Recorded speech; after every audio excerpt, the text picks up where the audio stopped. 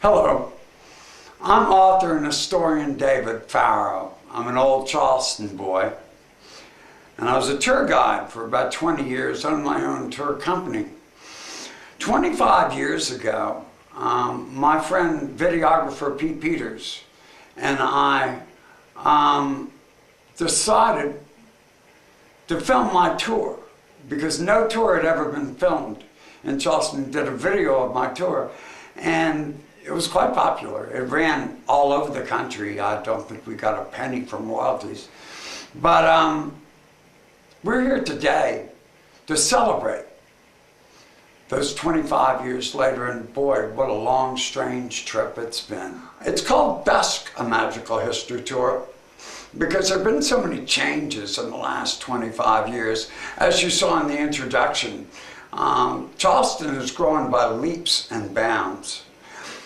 I should also note that we made a conscious decision not to put the hurricane in because there were about 4 or 5 other videos that came out at the same time, and they all had the hurricane in there. And I should note that we were the only ones that actually survived. We're the only ones left, I think, still being sold. Now, this video was featured all over the country, and I don't think we got a bit of royalty from them. It was broadcast twice on broadcast television, commercial television. It was so funny, I'd go into Sears after it was broadcast, and people would come in and go,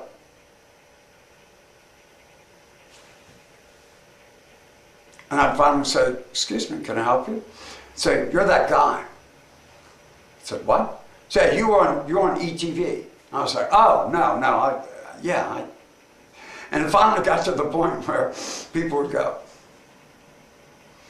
I'd say, "I'm that guy." And they go, yeah, you're that guy. We didn't talk about the hurricane. There's a wonderful story, though, that I want to tell about the Hurricane Hugo. You have to understand that Hurricane Hugo just completely changed Charleston. The Charleston you see today, the fastest growing city in America, all of that wouldn't have happened without the insurance money from Hugo. And everybody started selling their houses. Well, the best hurricane story I think I heard did not occur during the hurricane itself. It occurred about a month later. One of the TV station managers had been working. Those people worked from dawn to dusk. I mean, they never signed off. As a matter of fact, it was the first time that the TV did not sign off. It used to sign off at midnight or 2, whatever. And from then on, all of the TV stations stayed on. Well, this guy worked for 24 hours a day for about a month, and he finally took a break. And somebody gave him some tickets to go out to see the World Series, to watch the Giants play. Well, here's a Candlestick Park. And of course, all of us saw it, didn't we? The earthquake happened. And he went out to go find his car afterwards, and he couldn't find his car. Couldn't find his car anywhere. And they searched for it, and finally, when they took one of the overpasses, you know, they were digging up the overpasses, his car and the thief was right under there. And I remember thinking at the time, instant karma's gonna get you, dude.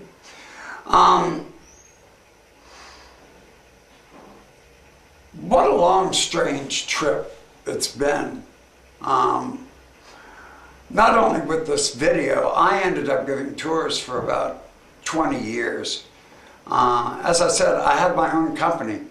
And right before we did the video, I got my first sign down on Market Street. And this fellow, it was April 2nd, 1988, and it was a wonderful little sign with St. Michael's, and it said "Walking Tours by David A. Farrow," and I was just strutting my stuff. I thought I was big stuff. And back in those days, I did not have times. Okay, just whoever came along, I would speak with for about 15 minutes and go to them and say, "Well, let's go for a tour." Well, this little British man walks up to me. It's April 2nd. It's very hot for an April. And he's dressed in a black suit. And it was back before England got rich. And he was in a threadbare black suit. He walks up to me.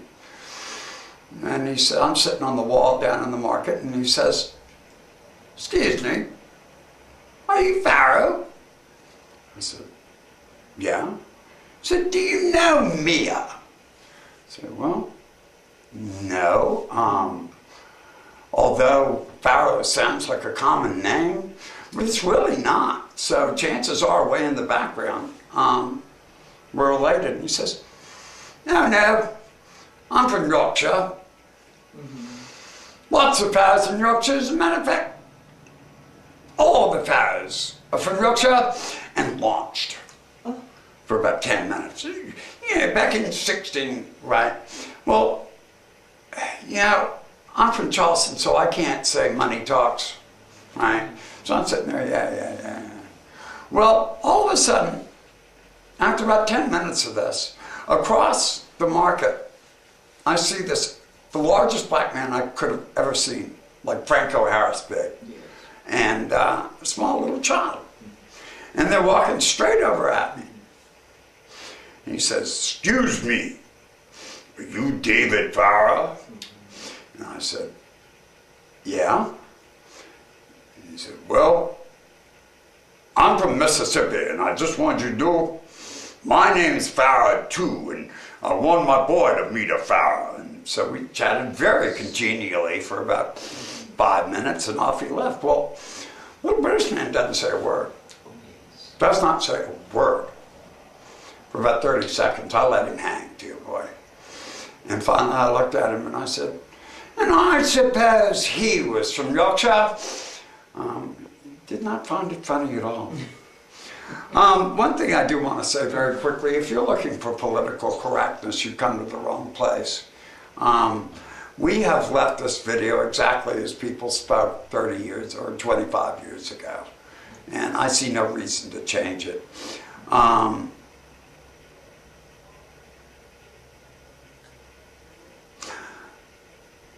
You may wonder why it's called Dusk, a magical history tour. Dusk is a poem by my favorite Charleston author, DuBose Heyward. And I was looking at this old, and we'll credit it at the end, but I was looking at this old film about Charleston. And I cut it up and read Dusk over it. And that's, I guess, 1989 would have been dusk for what we natives would consider old Charleston. Because after 1989, after the hurricane, it all completely changed and never to return. And I don't know, it just captured me so incredibly. So I thought, well, that would be the title. And so what you're about to see is actually the poem Dusk and a magical history tour.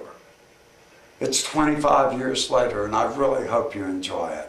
So I lived in Georgetown, South Carolina in 2007, 2006, 2007, and I came home divorced and wanted, didn't know what to do, so I tried to get my tour guide's license. I got it, but I can't give tours because I have a smashed disc in my back, and I just can't give tours anymore.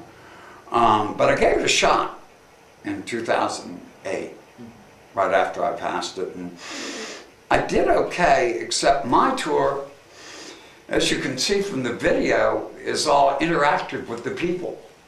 And all the people were gone, and that's neither here nor there. I mean, it's neither good nor bad, it just is.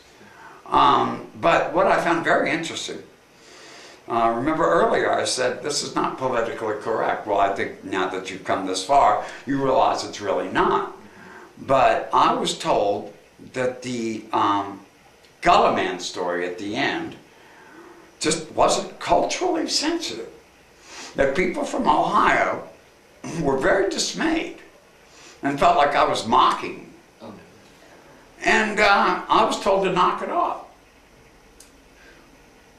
I've given that tour for almost 30 years.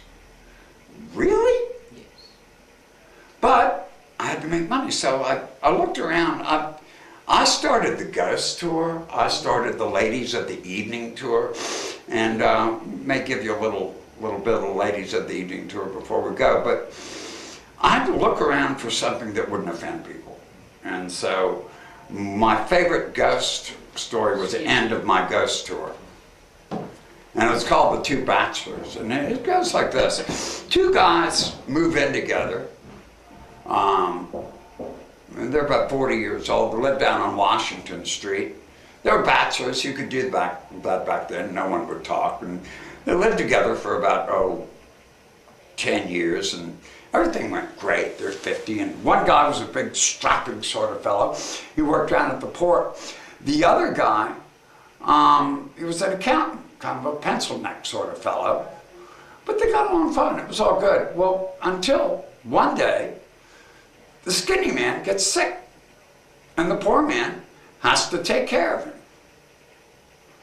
You know, I don't care how much you love somebody. I don't care how much you adore somebody. If you have to take care of them hand and foot for 20 years, it gets old. Well, strong man gets home one day after working so hard. And skinny man's lying in bed, and he looks up at the strong man and says, you know, Bill, I feel so bad. You know, you've been taking care of me for these last 10 years, and you've been so good to me. I feel terrible. I feel so bad. I swear, I just wish I could die. The strong man kind of perks up a little bit and says, is that right? Well, you know, if you call death, he'll come. Pardon me? He says, no, really. You call death, he'll come. Where'd you read that, man? No, really. Go try it for me, okay? Please? Well, okay. So the skinny man kind of gets up like this, and he looks up at the ceiling, and he says, death, please come. John, that didn't seem to work very well. Well, you're not doing it right, all right? You got to put some more oomph into it, all right? So give it a shot. One more try. Come on. Okay. Death, please come.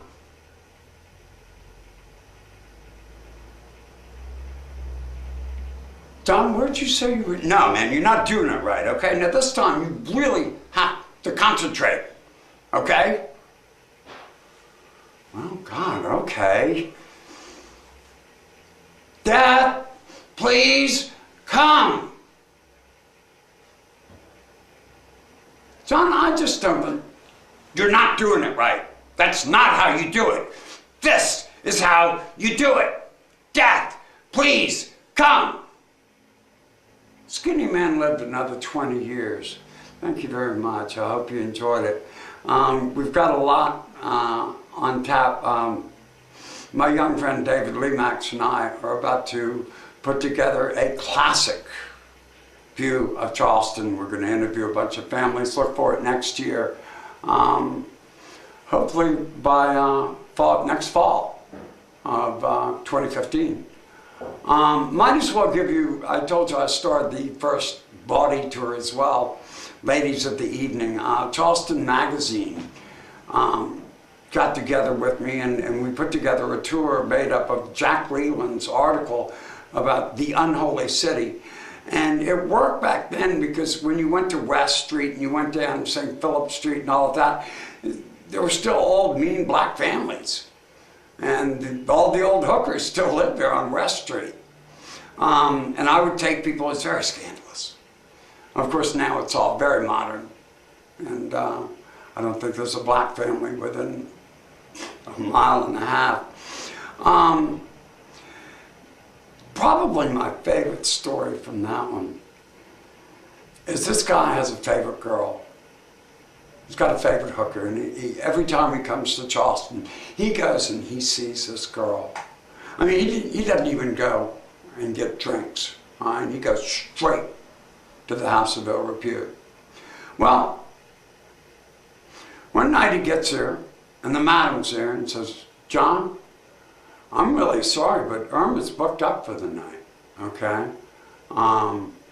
You know, I tell you what we'll do. Here's some brandy. You go on upstairs, wait in the hall, have some brandy, get comfortable, and when she's got a break, I'll send her out and you can talk to her for a minute. He's like, well, okay. Well, so this is it's a Charleston single house with the porch to the side and the door on the front. So it's got security. And it's got the porch, what's the word I'm looking for? Not ceiling, but it's got the porch roof off to the side like that, covering the downstairs porch. Well, the girl finally comes out, and John had also noticed a bunch of mattresses over in this room. So he grabs the mattresses, and he throws them out onto the to the roof, and he takes the girl out there, and they start having at it, and they're so ensconced in what they're doing is they don't notice that they are falling off the roof, and they do go rolling right off the roof, bam, right on the street. Well, about 10 minutes later, a knock comes on the door, and the madam opens it and finds a drunk standing outside. Says, excuse me, is this a whorehouse? She says, yes, what of it? She says, well, ma'am, you don't need to get so mean. I just wanted to let you know your sign fell down. I hope you enjoyed it. Stay with us. We're going to have a lot of fun. I'm David Farrow, and this has been Dusk, a Magical History Tour.